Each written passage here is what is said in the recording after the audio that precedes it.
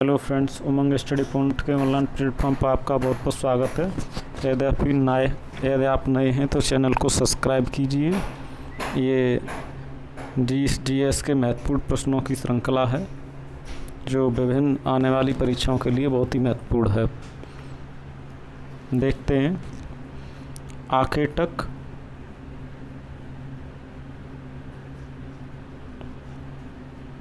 आखेटक खाद्य संग्राहक गुफाओं में इसलिए रहते थे क्योंकि उन्हें वहाँ बारिश, धूप और हवा से राहत मिलती थी।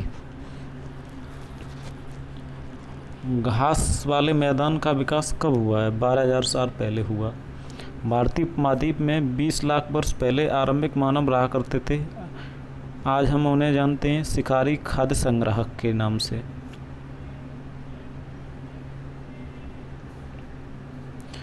भीमबेटका, होसंगी और कुरनूल गुफाएं भारत में ऐसे पुरास्थल हैं जहां पर शिकारी खाद्य संग्राहकों के होने के प्रमाण मिलते हैं।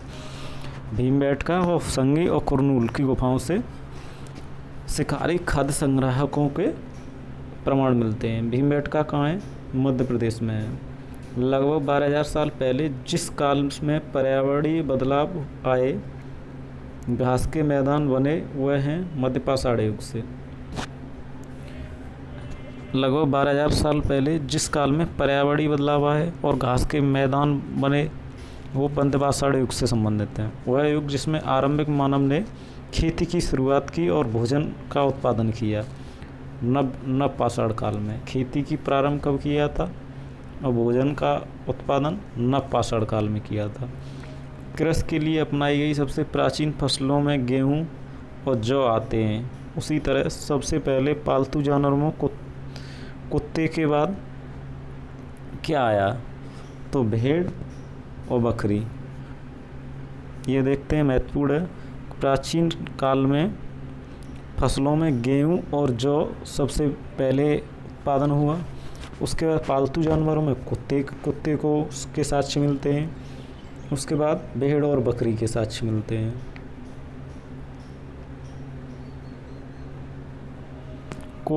कोल्हडेवा पुरास्थल से चावल, जानवरों की हड्डियों के टुकड़े प्राप्त हुए हैं। यह पुरास्थल है उत्तर प्रदेश में वर्तमान में। कोल्हडेवा पुरास्थल से चावल, जानवरों की हड्डियों के टुकड़े प्राप्त हुए हैं। यह कहाँ पर है? अभी उत्तर प्रदेश में है। वह पुरास्थल जिसमें राख के अवशेष मिले हैं वो है कुरनूल गुफा। राख के अवशेष कहाँ से मिले हैं? कुरनूल गुफा से। जहाँ लोग पत्थर से औजार बनाते थे उन स्थलों को कहते थे उद्योग स्थल। वह सभ्यता जिसमें बड़ी बड़ी सड़कों का जाल बिछा हुआ था और मुख्य सड़क समकोण पर काटती थी, सैंधव सभ्यता, सिंधु घाटी सभ्यता।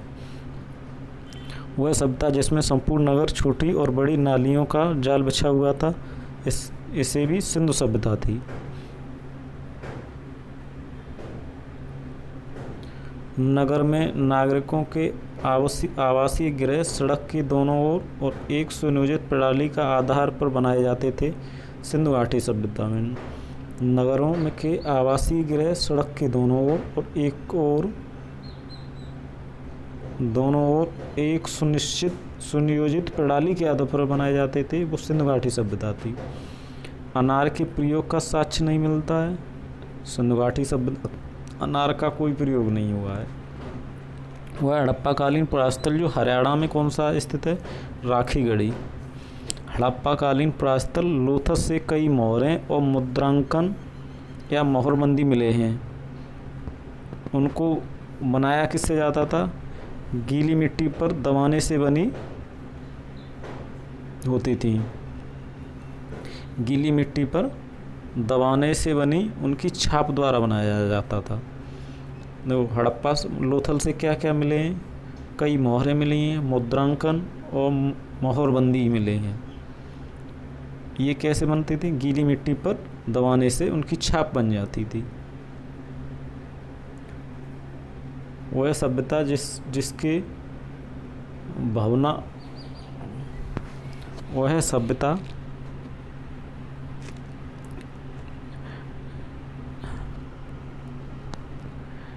जिसके भग्नावशेषों से पता चलता है कि शहरों के लोग विलासितापूर्ण जीवन जीते थे। कौन सी है? सिंधु घाटी सभ्यता है। मातृ प्रधान समाज था, ये भी सिंधु घाटी सभ्यता का कैसा समाज था? मातृ प्रधान समाज था। भिन्न भिन्न वर्गों का अस्तित्व था, सिंधु घाटी सभ्यता में भिन्न भिन्न वर्गों का अस्तित्व था। मेहरगढ़ से कपास की खेती की शुरुआत हुई थी। ये मेहरगढ़ से कब? 8000 साल पहले, लगभग 8000 साल पहले। हड़प्पा सभ्यता के संदर्भ में जुते हुए खेत के साक्ष्य कहाँ से मिले? कालीबंगा से। कालीबंगा से मिले हैं जुते हुए खेत के साक्ष्य कहाँ से मिले हैं? कालीबंगा से। सिंधु घाटी की लिप की सूचना प्राप्त होती है मोहरों से। सिंधु घाटी की लिप की सूचना किससे प्राप्त होती है? मोहरों से। हड़प्पा सभ्यता के संदर्भ में घोड़ों के अवशेष कहाँ से प्राप्त हुए हैं? सुरकोटदा से। घोड़ों के अवशेष कहाँ से प्राप्त हुए हैं? सुरकोटदा से। हड़प्पा कालीन प्रायस्थल धौलावीरा, देसलपुर और सुरकोटदा कहाँ पर हैं? गुजरात में। धौलावीरा, देसलपुर और सुरकोटदा ये कहाँ हैं? गुजरात में। वह सभ्यता जिसमें कृषक, शिल्पकार, मजदूर सामान्य लोग थे, जबकि चिकित्सक, पुरोहित और अधिकारी शिक्षित वर्ग थे। ये हड़प्पा सभ्यता के बारे में बताया गया है। वह सभ्यता जिसमें कृषक, शिल्पकार और मजदूर सामान्य लोग थे, चिकित्सक, पुरोहित और अधिकारी शिक्षित लोग थे। ये हड़प्पा सभ्यता के बारे में बताया था।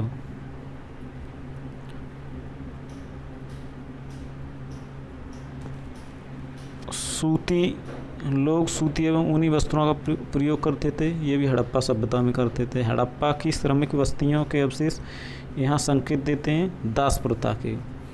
हड़प्पा की जो श्रमिक बस्तियाँ हैं उससे के जो अवशेष मिले हुए उनसे क्या पता चलता है? यहाँ की दास प्रथा के बारे में पता चलता है कि हड़प्पा सभ्यता के समय भी दास प्रथा मौजूद थी।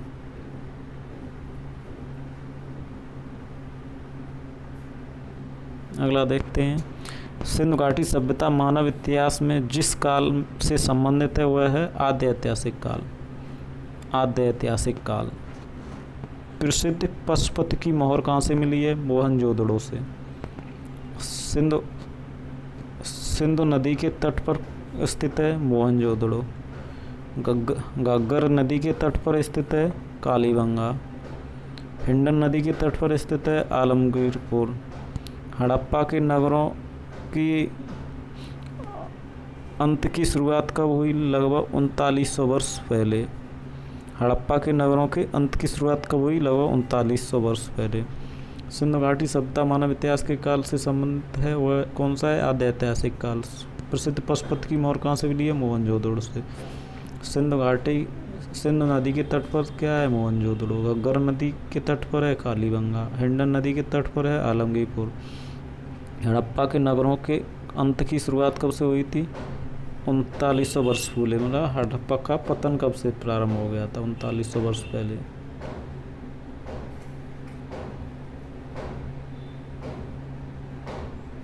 हड़प्पा के नगरों की अंत की वजह क्या थी? प्राकृतिक आपदाएं। वह संस्कृति जिसके लोग मानव, पशु और वृक्ष तीनों रूप में भगवान की उपासना करते थे। हड़प्पा संस्कृति मानव के रूप में भी करते थे, पशु के में भी और वृक्ष के में भी, तीनों रूप में पूजते थे। मानव ने कुछ क्षेत्रों में लगभग 8000 वर्ष पहले गांव में रहना आरंभ किया था। वे क्षेत्र थे सुलेमान और किरथर की पहाड़ियाँ। मानव ने कुछ क्षेत्रों में लगभग 8000 वर्ष पहले गांव में रहना प्रारंभ किया था। वो क्षेत्र कौन से थे? सुलेमान और किरथर की पहाड़ियाँ। आकेटक खाद्य संग्राहक के एक स्थान से दूसरे स्थान की ओर घूमते रहने का कारण क्या था? एक स्थान पर रहने से उन्हें संसाधनों की कमी हो जाती थी। आगे देखते हैं। मानव इतिहास में सबसे लंबा काल या युग कौन सा है? पुरापाषाण काल। प्राचीन शैल चित्रकला कहाँ से मिलती है? मध्य प्रदेश और उत्तर प्रदेश से। प्राचीन शैल चित्रकला कहाँ से मिलती है? मध्य प्रदेश और उत्तर प्रदेश से। हड़प्पा का स्थल नहीं है चिरांद। चिरांद हड़प्पा कालीन स्थल नहीं है। चिरांद जहाँ अनाज, पालतू पशुओं के प्रमाण साक्ष्य मिले हैं वो वर्तमान में कहाँ पर है? बिहार में है। चिरांद जहाँ पर अनाज, पालतू पशुओं और के प्रमाण के साक्ष्य मिले हैं वो कहाँ पर है? बिहार में। कोहलडब्बा जहाँ अनाज और पालतू पशुओं के प्रमाण मिले हैं वो कहाँ है? उत्तर प्रदेश में। कोल डिभा जहाँ अनाज और पालतू पशुओं के साथ मिले वो वर्तमान में कहाँ है? उत्तर प्रदेश में। हड़प्पा सभ्यता का बंदरगाह एवं व्यापारिक केंद्र कौन सा था? लोथल। मध्य प्रदेश में स्थित भीमबेटका है एक पुरापाषाणिक पुरास्थल। वह स्थान जहाँ पर मृतक को प्राय उत्तर की ओर सिर करके दफनाया जाता था, इनाम गांव। वह स्थल जहाँ मृतक को प्राय उत्तर की ओर सिर करके दफनाया जाता था, इनाम गांव। पुरापाषाण स्थल है भीमबेटका। इतिहास के संदर्भ में सही कालक्रम क्या है? देखो, पेलियोलिथिक, माइक्रोलिथिक और नियोलिथिक। पेलियोलिथिक, माइक्रोलिथिक और नियोलिथिक। फिर है मेगालिथिक। चावल का कृषिगत उत्पादन सर्वप्रथम हुआ था दक्षिण एशिया में प्रारंभ। भारत में द्वितीय नगरीकरण 6वीं सदी ईसा पूर्व हुआ था, परंतु पहला नगरीकरण कब हुआ था? 2500 वर्ष ईसा पूर्व।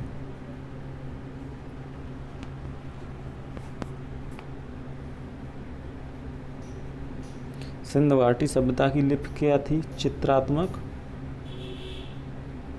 आवाचनीय। हड़प्पा के लोग प्रयोग करना नहीं जानते थे लोहे का। लोहा हड़प्पा के लोगों को पता नहीं था लोहे के बारे में। हड़प्पा सभ्यता का संबंध किस विदेशी सभ्यता से था? बेबीलोनिया की सभ्यता से। सिंधु सभ्यता का वो स्थान जिसकी खुदाई सर्वप्रथम की गई थी, हड़प्पा। लगभग 3900 वर्ष पूर्व आरंभिक नगर हड़प्पा और मोहनजोदड़ो कई कारणों से समाप्ति के कगार पर आने लगे। उन कारणों में एक कारण क्या था? उनका कारण था जंगलों का विनाश और बाढ़ के कारण नगर नष्ट हो रहे थे।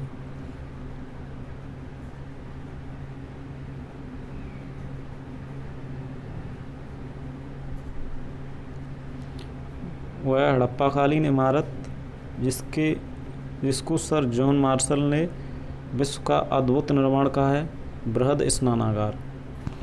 वह हड़प्पाकालीन इमारत जिसको जॉन मार्शल ने विश्व का अद्भुत निर्माण कहा है, बृहद स्नानागार। वह सैंदव स्थल जहाँ से अग्निकुंड के साक्ष्य मिले हैं, कालीबंगा। आर्य शब्द से तात्पर्य है श्रेष्ठ उच्च कुल में जन्मा। वैदिक सभ्यता का नाम ऐसा इसलिए पड़ा क्योंकि यहाँ वेद उस काल की जानकारी का प्रमुख स्रोत हैं। वैदिक सभ्यता का नाम क्यों पड़ा? क्योंकि वेद उस काल की जानकारी का स्रोत हैं मुख्य। सबसे प्राचीन वेद कौन सा है? ऋग्वेद। ऋग्वेद की रचना कब हुई थी? लगभग 3500 साल पहले। विश्व का प्रथम प्रमाणिक ग्रंथ कौन सा है? ऋग्वेद। ऋग्वेद विभक्त है 10 मंडलों में। अस्तोमा सदगमय वाक्य लिख लिया गया है बृहदारण्यक उपनिषद से। वह ग्रंथ जिसकी भाषा गद्यात्मक और पद्यात्मक दोनों है, वह है यजुर्वेद। आगे देखते हैं। जंगलों में ऋषियों द्वारा की गई आरण्यकों की रचना। ऋषियों द्वारा आरण्यक की रचना की गई। ऋग्वैदिक काल में सबसे पवित्र नदी कौन सी थी? सरस्वती। श्रेष्ठ और अभिजात्य लोगों की संस्था थी सभा। श्रेष्ठ और अभिजात्य लोगों की संस्था थी सभा। ऋग्वैदिक काल में राजा की राजकाज की सहायता कौन करता था? पुरोहित। महिलाओं को उचित स्थान दिया गया था ऋग्वैदिक समाज में। ऋग्वैदिक कालीन अर्थव्यवस्था आधारित थी कृषि और पशुपालन पर। ऋग्वैदिक काल में जो व्यापार होता था कैसे होता था? वस्तु विनिमय प्रणाली प्रसिद्ध थी, एक वस्तु के बदले वस्तु। उत्तर वैदिक काल की मुख्य विशेषता थी लोहे का प्रयोग और चित्रित दूषित मृतभांड। उत्तर वैदिक काल में मुख्य विशेषता क्या थी कि लोहे का प्रयोग होने लगा था और चित्र दूसर मृदभांड बनने लगे थे। ऋग्वैदिक काल का मुख्य देवता था इंद्र। उत्तर वैदिक काल में सर्वोच्च देवता का स्थान किसने प्राप्त कर लिया था? प्रजापति ने। वो है महापाषाणिक स्थल, जहाँ से व्यक्ति की कब्र में 33 सोने के मनके और शंख प्राप्त हुए हैं।